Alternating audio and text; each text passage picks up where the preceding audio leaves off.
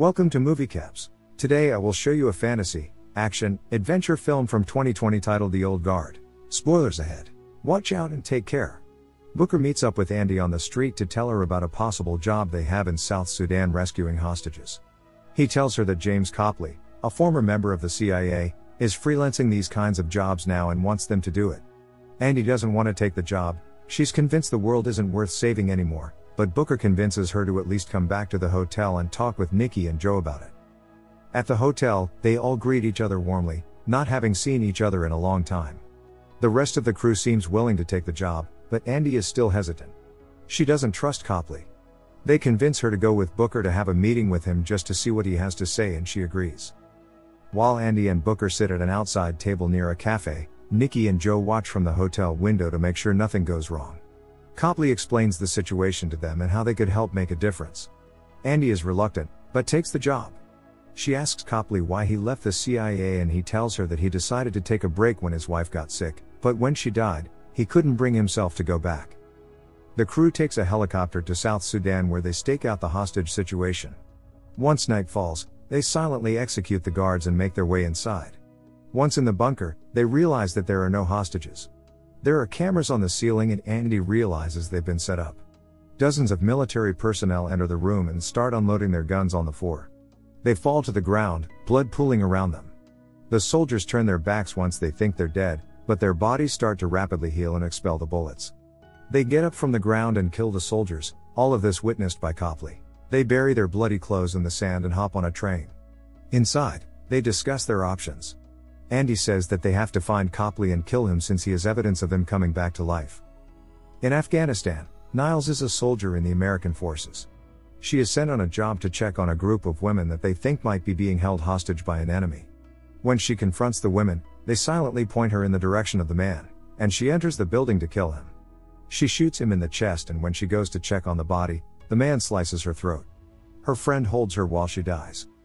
On the train, the crew has dreams of Niles being killed, and in the medic tent in Afghanistan, Niles has dreams of the crew on the train. The crew realizes that the dreams mean that there's another one of them. This frustrates Andy because she was wanting to tie things off with Copley and go into hiding. The rest of the crew convince her that they need to find Niles and take her in. She says she'll go do it herself, and she'll meet them in Paris. They're tasked with tracking down Copley. Niles realizes her friends are all wary of her when they come to check on her, and she doesn't even have a scar from the injury. The incident is reported, and Niles is told that she will be sent to Germany for more testing. She goes to her tent to find that her friends have already packed up her things. In England, Merrick gives a presentation to hundreds of possible donors for stem cell research. He tells them that he has the technology to figure out how to end human disease and prolong the human lifespan. All he needs is investment. Afterwards, Merrick meets with Copley and some of his team and discusses Andy and her crew.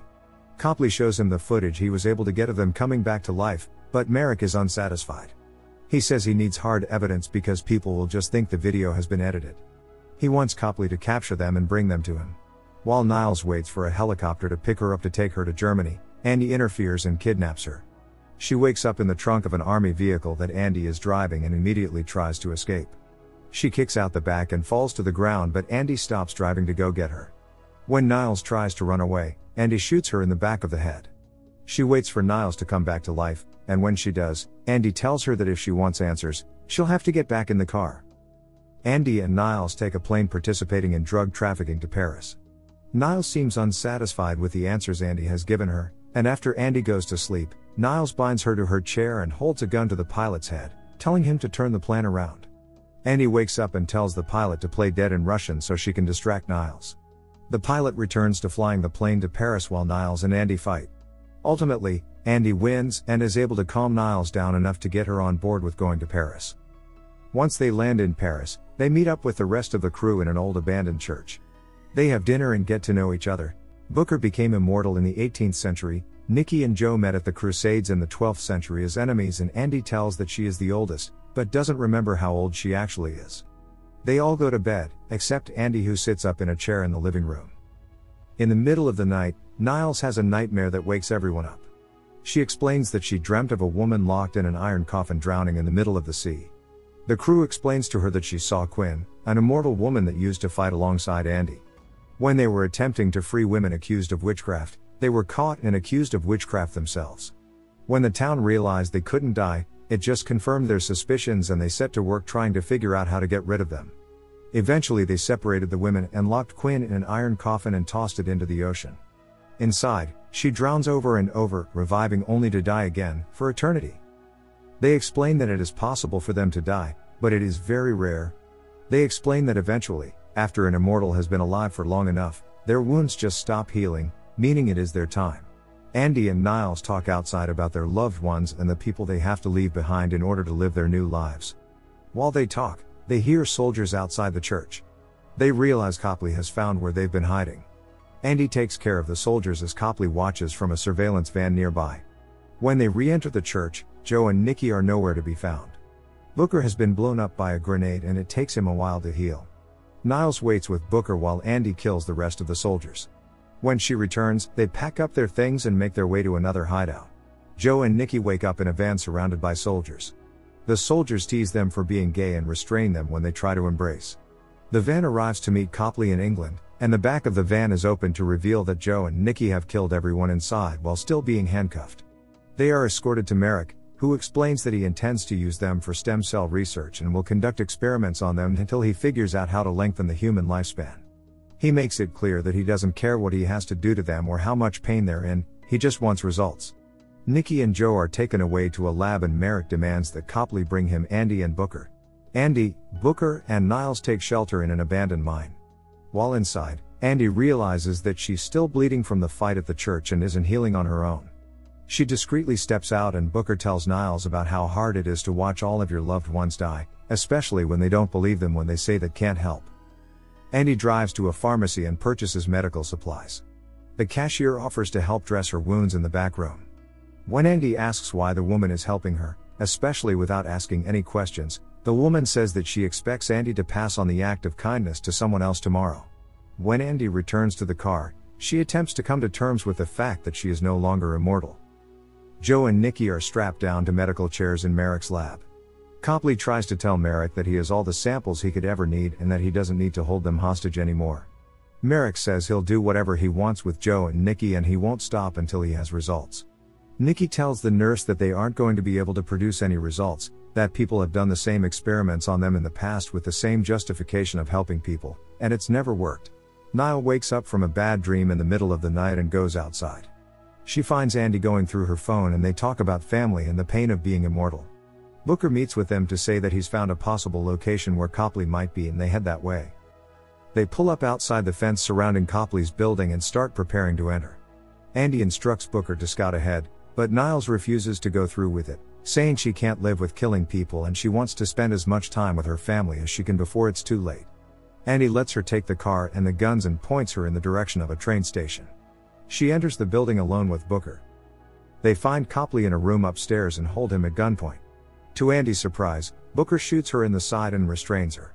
He explains that he set them up and brought everyone to Copley and Merrick because he hopes that Merrick can figure out some way to make them die so they don't have to suffer anymore. It's then that Booker realizes Andy isn't healing and starts to panic. Guards come in and restrain Andy and Booker and Copley protests, saying that he doesn't think Andy will survive the test they're about to put her through. Merrick doesn't care, and the guards take them away. Merrick takes Andy and Booker to the testing room Joe and Nikki are restrained in. Copley explains to Merrick that if Andy is no longer immortal, then this testing will be murder and he will not support it.